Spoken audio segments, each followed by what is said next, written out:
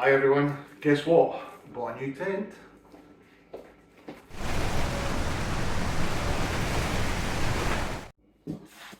Don't think I've ever seen one this small before. This is a seriously small bag. Just under 600 grams with the hang tags. Oh, okay, so somewhat randomly, although this tent is not from 3FUL Gear, they've sent me a 3FUL Gear stuff sack. So quality wise it looks quite nice. Get a wee embroidered badge on the side there, drop cord. Just the kind of conventional outer bag. I like the colour of it. I actually thought it was going to be like a grey, but it's actually more like a very light khaki colour. In terms of, I don't know if it'll show in the camera, but that's certainly the impression I get when I look at it. And I guess this must be a wee peg bag as well, so it does come with pegs. Let's get a look at these.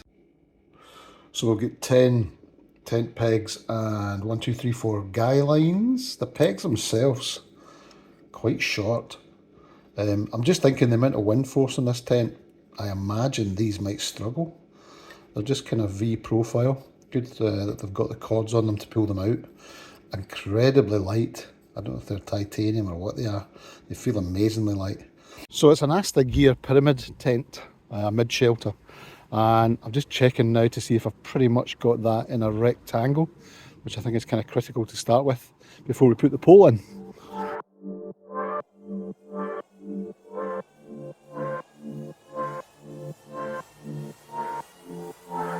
So I popped the pole in, put it in at 125 centimetres, and I think it was way too short. So I've maxed out my pole at 135 at the moment. And there's just some air can get underneath it and no more. So I'll probably get away with it with this pole. Put in some extra pegging points there, just to get it. Doesn't look too bad for a starter, but I'll just try and tidy this up and we'll add the guy lines. So it comes with 4 guy lines. I've added the first one on here. You can see the reinforcement patch, it looks pretty good.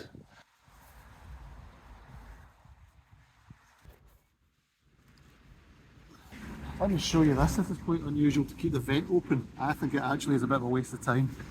Yeah, I don't really see the point in this cord attaching to the midpoint. In theory, keeping the vent open. I think actually it would be better used with a longer guy and brought right out and attached onto that peg. So you can see here and here it's actually got a rear and a front vent. But they're kind of compromised by this cord that pulls them down. It kind of folds it slightly rather than pulling it out. I like this. In fact, it's got a buckle that actually secures the bottom of the fly sheet. Takes the strain off the zip because the zip is not the biggest in the world. I don't know what size that actually is. Number 5 maybe. And you'll be able to see inside the peak vents. They've got midgie mesh on it there, so they're sealed, which is good. So no bugs getting in and out American style. At the moment you don't get pegs for these points, and I think you will probably need them. So I may try and extend the guy line and tie it to the same peg down here and save me carrying extra weight. So let's get inside and have a look at how roomy or not, as the case may be, it is inside. So one other wee observation is that the door opens from left to right on this side, but there isn't a corresponding guy-in point for this door, so you can't open it that way. So I guess your wind would either have to be coming from the rear or from that side, and you would use this door on the away from the wind. So I've got my poly crow for a ground sheet, which is how I would go minimalist and solo in this.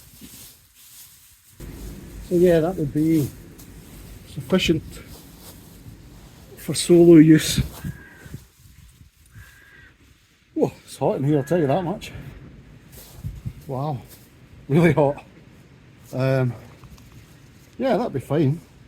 But I've also got a 3FUL inner, which I bought for £40, which I'm going to try and adapt and see if it will fit in here. Because that would probably be my preferred option for most of the year.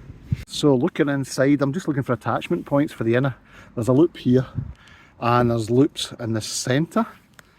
Oh, there's not a loop on this side, so I'm not quite sure what's going on there. So I don't know, we'll just have to learn and adapt, see what we can come up with. These ones here are kind of, they almost feel like leather, reinforced leather. There's one on there, there's one on here, and there's one on the side here. but there's no internal attachment points on them. And you can see where I put the pole handle in, there's a kind of reinforced cup in there, and they've also, I see they've actually put a kind of seam over the stitching here, so there's a kind of extra fabric and some of the 4 stress lines. And it looks like, so you could use them as light diffusers, and it also acts as a block to cold winds. So maybe a wee bit better for use in the winter. Drop the pole down, seal the tent, and then close these up to suit. That's quite a nice touch. I didn't know that was in it. With a single pole set up at the moment, you're basically 50-50 sleeping and storage. There's so much storage, it would be nice to offset it slightly. So I might look at trying to set this up with 2 poles in a V, but I'll need some sort of pole extender. Okay, so what I've done is I've modified the tent. I've now added a longer guy directly from the vent on either side, straight to the same pegging point as the lower doe tie. And the same on here, so there's now 2 guy lines running to 1 peg at the rear. You'll see it brings the vent out more. And it's also, I think, extra secure in wind, that you've got 2 points of contact for just holding the tent in place. So I think that's probably better, and they share the same peg, so there's no extra weight. Another feature which I like is the 2-way zip. Yeah, well, I think for a super light tent, I think it's actually well made. I don't know just how good the fabric would be if you got a tear in it. I mean, it is ripstop, but yeah, general construction and the quality of the stitching is good. I really haven't found any stitching flaws or any loose threads or anything. It just seems well made. I will pop in the NXT mat just to see how it looks head to foot length. So that's it with a Thermarest NXT inside, and as you can see there's sufficient room. That's how I'd best describe it. I think it's quite a short tent. It's possible you could maybe offset it slightly and gain yourself a bit of extra length by twisting the mat in this direction. So there you go, mat fairly central, feet including a sleeping bag just starting to tap the fly sheet, and if I turn you round, excuse the double chins, my face is probably got about 6 inches to the nylon. So that's me offsetting, twisting the mat around inside the tent. I would say the feet's actually quite similar, but head-wise, it's a slight improvement. Maybe you could move the pole itself and offset it. I think that's one good reason why you should use 2 poles. Extra bracing and more internal space. So this is the second part of the equation, a 3F UL gear inner tent, which I picked up for about 40 quid. What's that coming at? About 400 grams on that. So all in all, just under a kilo I think, and all in all about 120 quid all in. Right, I think that's much better. So instead of tying the cords at the bottom of the inner, I've used the upper part of the tray at either corner and tied them off to the outer pegs, and that seems a lot tauter.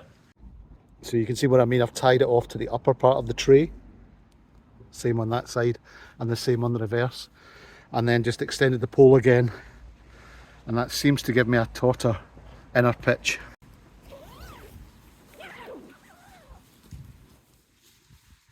Yeah, so I think that's much better actually. That looks far tidier. It's not sagging in your face or at the feet of the head by the look of it. That's it naturally hanging much more as it should.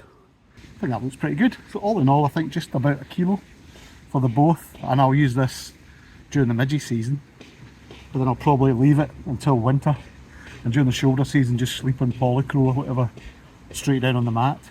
I'll close up the doors and just check and see how much cooking room we've got in storage room. But a 45 litre Osprey Levity in the vestibule. If I even tucked it much further up, there's absolute tons of room. Yeah, you'll cook no bother in here, and with a 2-way zip it will help. So that's brilliant, and if I move you into the inner, much tidier now. So all in all, just under a kilo, and all in all about 115 to 120 pound. So there you go, a budget mid shelter for ultra lightweight stuff. I'm looking forward to trying it. I'll get out and I'll give it a go this weekend, and I'll give you an update once I've actually camped in it. I should probably silicone seal it, but I'll leave it up in the rain that's due over the next 24 hours. See if there's any leaks into the inner tent, and I'll get that done as well. Oh. Yeah, well, the inner's a wee bit tight round about the body, and I'm not the biggest guy in the world. but it would certainly keep the bugs out and keep you warm. The extra heat is just crazy. But yeah, hopefully a bit of a bargain. I think it's really well made, and it kind of pairs with the 3FUL inner absolutely fine. I would say it's maybe a wee bit short on length, so I'm 5'8". It just fits the mat with a few inches to spare. So if you're over 6 foot, it's maybe not the tent for you. But thank you again for watching, and I'll report back once I've tried it out. Cheers just now.